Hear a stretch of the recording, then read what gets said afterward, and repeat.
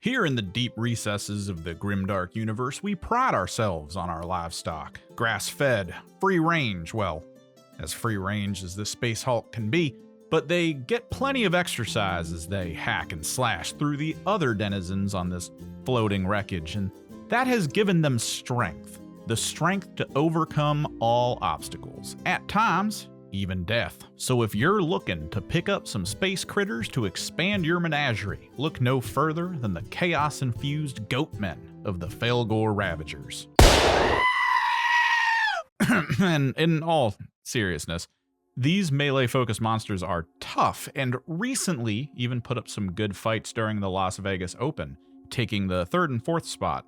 So let's take a look at what makes them so strong in the current Q4 2023 data slate, and lures in players seeking a more up-close and personal approach to Kill Team. Before that, thank you all for coming out and helping the channel grow, and to anyone new, if you're interested in tabletop gaming, don't forget to hit that subscribe button. Maybe the like if you want.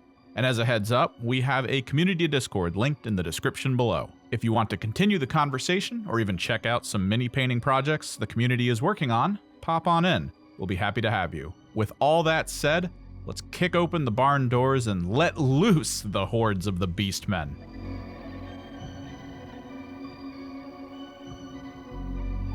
Some factions have simple abilities, a free dash, a couple buff options, the ability to shoot into melee, simple, effective. The Fellgor Frenzy ability is a bit of a flowchart. The trigger is incapacitation. Whatever damage or attack dice was left over is removed, and if the unit is in conceal, it is put into engage.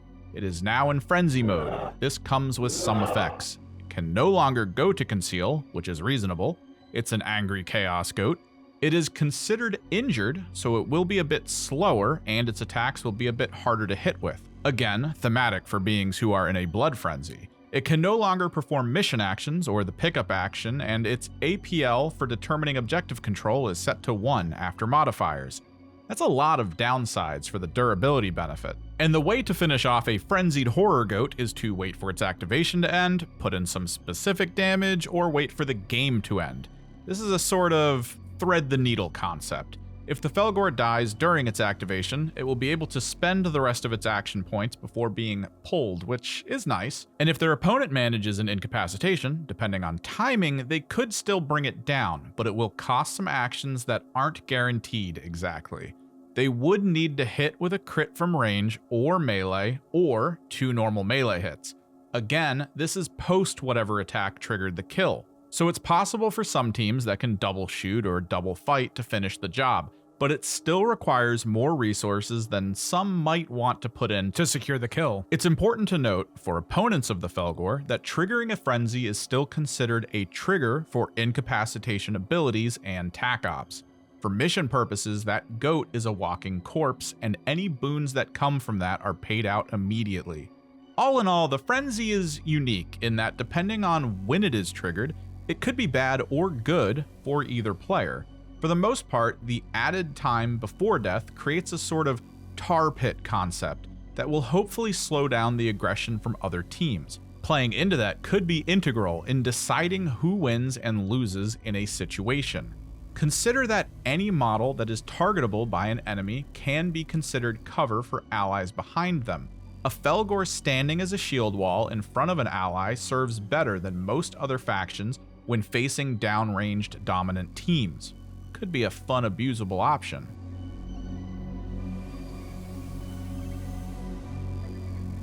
The Fellgor bring the violence to the field with their Ploys. Violent temperament allows any Ravager to choose during a fight to reroll the entirety of the fight. They cannot choose which individual dice to reroll, but for one command point, having an umbrella of full rerolls is pretty impressive. At the very least, it could be a solid way to fish for a crit. Ambush further enhances the melee prowess by allowing units that swap from conceal to engage on activation to retain a normal hit as a crit.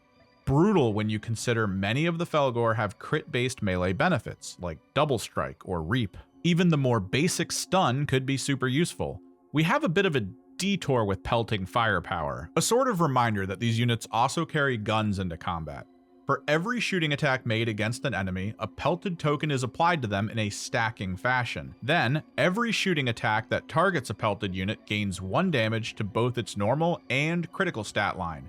This drastically helps with the low auto pistol damage most of the Fellgor have. But sadly, it does not improve the only plasma option the team has, as this benefit caps at a 5-6 damage line. Last for the strategics is a fairly simple defensive option. Reckless Determination allows any Fellgor that has already activated for the round to retain 1 defense dice as a normal save before rolling. Useful for the rounds where the melee starts up, as most of these goats will be left standing in the open if they win. From the tactical ploys, we have a spread of savagery and momentum. Ruthless Rampage allows a Ravager to charge 3 inches if it performed a fight already, and even if it has already used charge in that activation. A good way to tactically hug someone for protection from oncoming attacks. Wild Rage ups an activated Fellgor's movement by 1 inch. Beneficial as a trap card when you need to get a unit into melee, or possibly blending it with the Flux Spray to nab some more wounds across multiple targets. Animalistic Fury provides 1 additional damage to a critical hit as it is used in a fight. Pretty solid when stacked with a guaranteed critical hit from the strat ploys on some of the more damaging melee options. The Fellgor Mangler is very scary when you consider this would potentially put forward between 11 or 13 damage with its double strike on crit option. Blood Sense is an interestingly worded ploy that serves as a pseudo 2GA system. If a Fellgor downs an enemy, it can target a nearby visible ally to activate immediately after the first one has done its activation. Now, I'm going to assume here that the first Fellgor needs to be activated for this to properly trigger, as technically the use of this ability could happen during an enemy's activation, but then the post-activation wouldn't really happen. It's classic GW gray writing, but an argument would be made for a ready Fellgor that just defended itself in combat, bringing down its opponent, spending the command point on this, activating itself as a follow-up, then subsequently allowing the other Fellgor to activate right after. I personally doubt this possibility was considered, so unless it is clarified, I wouldn't build any strategies around it.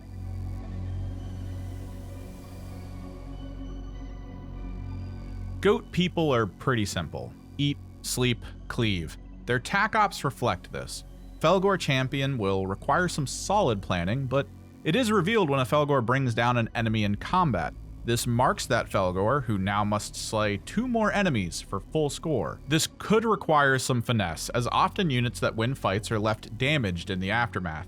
Setting up multiple enemies to be one-tapped might be key here. Scorn Their Ways is revealed right out of the gate, and an enemy with a ranged weapon that does a combined total of 17 normal damage is chosen as a target. Basically, the 4 shots from a bolter at 3 damage wouldn't fit this, as that would be 12, but the close range profile of an exaction shotgun being 18 would set this off. Fun fact, a bolter wielding marine equipped with a crack grenade would also count for this. If that enemy is killed at any point by a Fellgor, scoring is set based on how. From 6-inch range, only 1 point. From melee, full score. But be careful, setting a plasma gun as this target could result in that model bringing itself down. No scoring possible at that point. Relentless Aggression is revealed at the end of any turning point, and because of this, it's a good gotcha mission.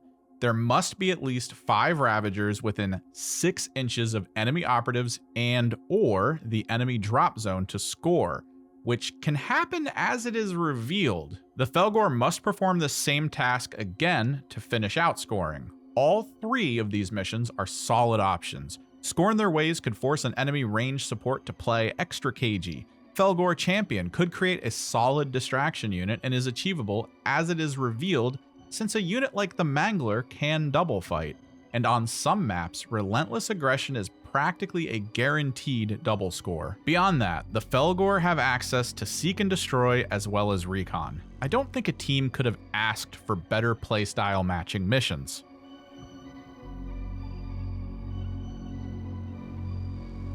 The gear the Fellgor have access to is actually kind of basic in a sort of refreshing way. They come with the basic frag and crack combo if you feel the need to boost a little damage.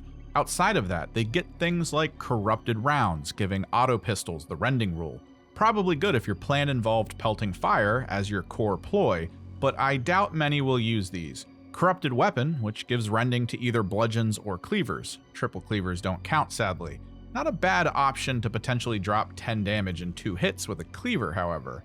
Unholy Talisman provides a 5+ invulnerable for the battle, basically just making the Fellgor's normal save invulnerable, which can be good when stacked with things like cover and the guaranteed save ploy. Lastly, Warpaint, the equipment I imagine will be seen the most. At the cost of 1 point, the equipped unit can't have its movement or APL negatively modified. This helps the 2 APL team against stunning weapons and grenades. This mainly, however, helps with Frenzy's movement reduction. The unit will still suffer the ballistic and weapon skill modifiers, but they should still find the benefit in maintaining their 6-inch move. Convenient that the Warpaint would cost 1 point and there are, let me check, 3, 6, 10 total Fellgor currently. A short list of upgrades, but within it lies some decent strategic options. Utilizing an Unholy Talisman or 2 with some Warpaint will create some good frontliners, while amping damage with at least 1 grenade and maybe some corrupted weaponry could work well. Or you could just kick it into neutral and spread the pain out completely.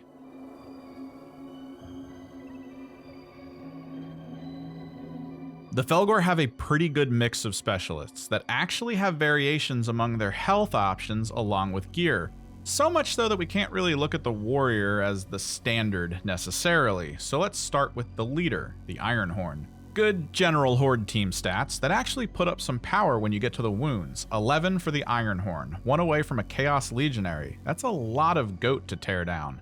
He has a loadout that allows for a bludgeon and plasma pistol, one of the only anti-elite ranged weapons this team has, but don't overlook the corrupted variant.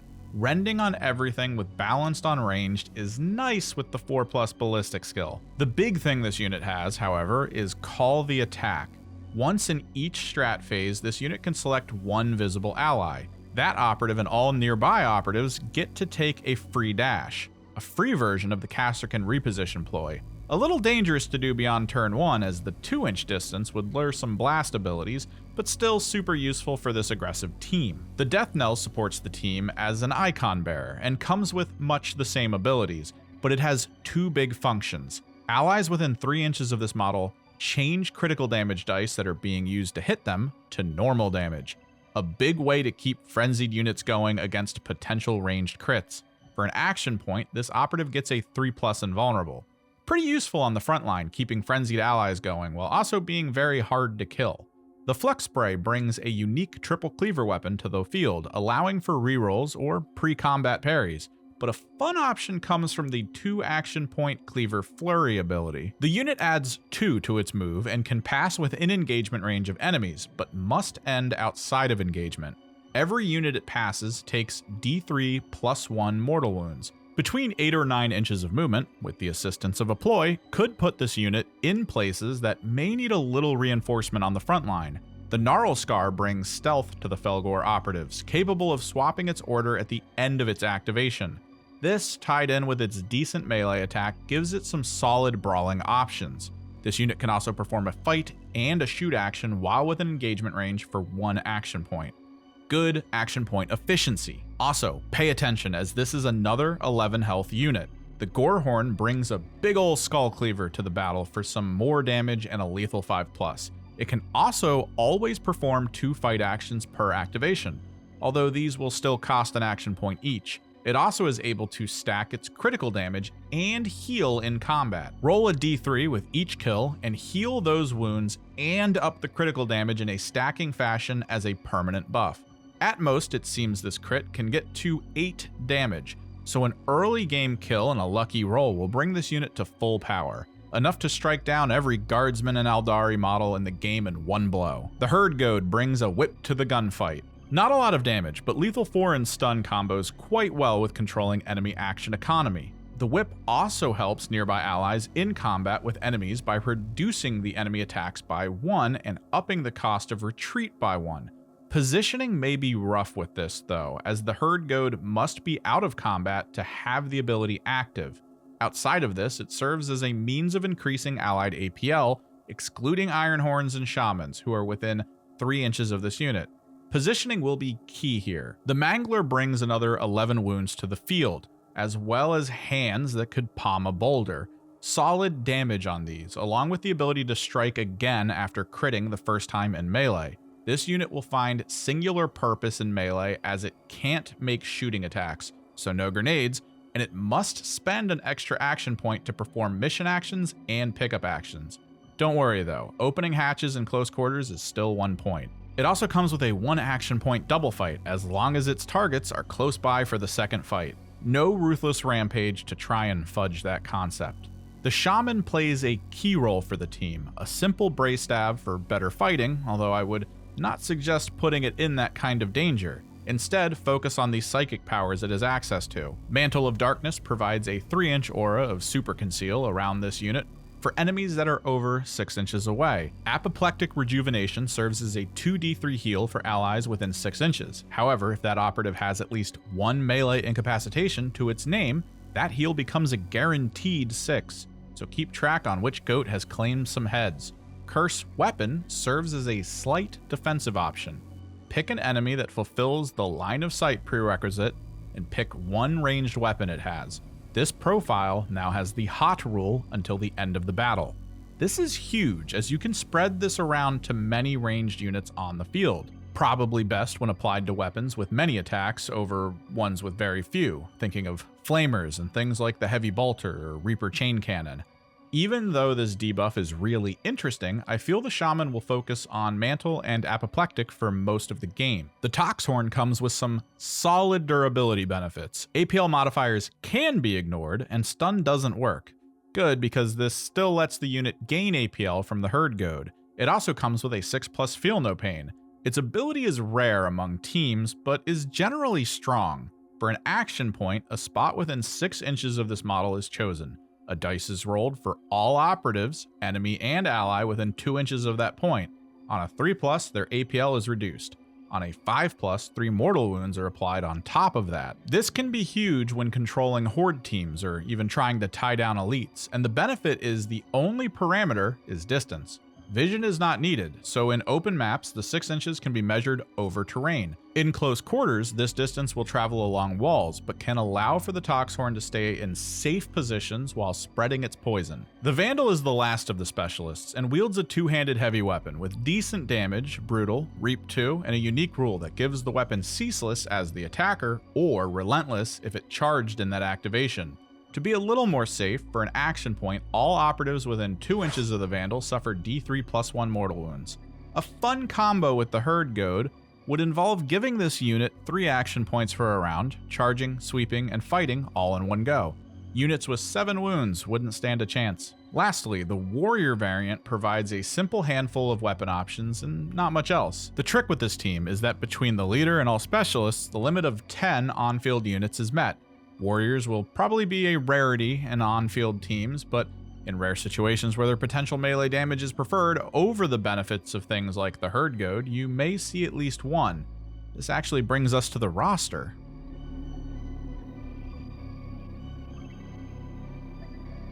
This is super simple. Honestly, you won't even really need the 20 for the most part, although maybe you want to meme on someone with the pelting ploy. Either way, 1 Ironhorn variant and all specialists are 10.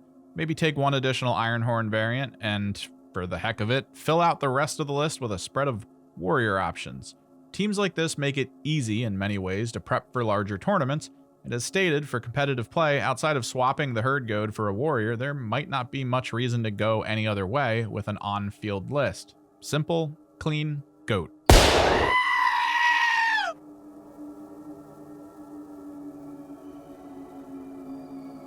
This will most likely never happen. But for funsies, let's bring up a damage burst idea. The Fellgor Vandal just swapped orders and charged into these 3 Corsairs. Ambush is active, so there is potentially 1 critical hit coming. Keep that in mind.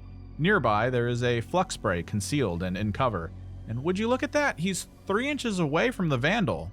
This Vandal felt the crack of a whip before its activation as well, so that charge left it with 2 action points left. We start with the Sweeping Blow and roll some dice to spread the mortal wounds around. 1 takes a 4 and 2 take 3. Nice. Thankfully, as we said, the Flux Spray is 3 inches away, so it was out of range. The Vandal gets to pick which model it wants to kill. Not wanting to risk it on the Kernathi, it targets the Starstorm Duelist.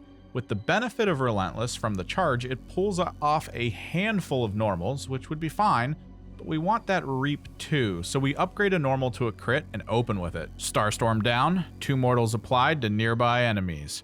A command point is spent on Blood Sense, targeting the Flux Spray. When the Bray activates, a command point is spent on Wild Rage to give it another inch of movement. Cleaver Flurry is used, carefully measuring across all the remaining Corsairs and ending its move on an objective. Dice are rolled and the mortals landed finish the final 2 targets. Absolutely brutal. A less flashy concept involves the Death Knell and any other Fellgor. In situations where you need to keep units in an area, moving a bait Fellgor into the open to hold it may draw fire. Normally, if this attack puts the Fellgor into frenzy, it won't easily be finished until a following activation. Before that, move the concealed Death Knell into position behind the frenzied Goatman. Against ranged teams, their best option to finish the frenzied Fellgor is shooting it with a crit, but the Death Knell ensures that can't happen, while maintaining a concealed control of the target location. Depending on distance, this ensures that the fallen Fellgor will have at least 1 round of fun ahead of it, covering its face in silver and screaming, "Witness me." All of this makes for an interesting melee-focused team.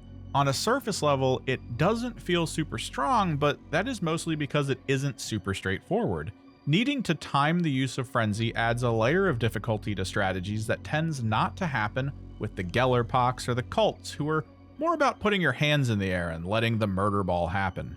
It gives the violence and momentum a bit more purpose than what someone might expect at first. It certainly made them interesting enough for me to add them to my collection.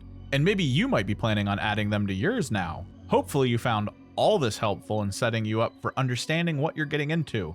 Livestock ownership has its problems, or maybe you already play the Goat Horde and have some fun ideas you want to let others know. You can drop that in the comments below. And don't forget, if you want to continue the conversation, we have a Discord linked in the description below. We'll be happy to have you. As always, likes for the like god and subscribes for the subscribe throne. I am Kimmerix, and I'll see you in the next one.